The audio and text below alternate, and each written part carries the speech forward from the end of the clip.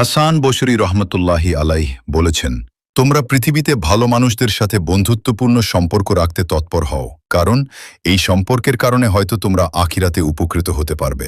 তাকে জিজ্ঞেস করা হলো কিভাবে। তিনি বললেন, যখন জান্নাতীরা জান্নাতে অধিষ্ঠিত হয়ে যাবে তখন তারা পৃথিবীর ঘটনা স্মরণ করবে এবং তাদের পৃথিবীর বন্ধুদের কথা মনে পড়ে যাবে। তারা বলবে, আমি তো আমার সেই বন্ধুকে জান্নাতে দেখছি না, কি করেছিল সে? তখন বলা হবে, সে তো জাহান্নামে। তখন সেই মুমিন ব্যক্তি আল্লাহর কাছে বলবেন, হে আল্লাহ, আমার বন্ধুকে ছাড়া আমার কাছে জান্নাতের আনন্দ পরিপূর্ণ হচ্ছে না।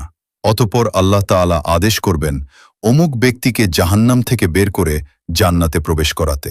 তার বন্ধু জাহান্নাম থেকে রক্ষা পেল এই কারণে নয় যে সে তাহাজ্জুদ পড়ত বা কুরআন পড়ত বা সাদাকাহ করত বা রোজা রাখত, বরং সে মুক্তি পেল কেবলই এই কারণে যে তার বন্ধু তার কথা স্মরণ করেছে।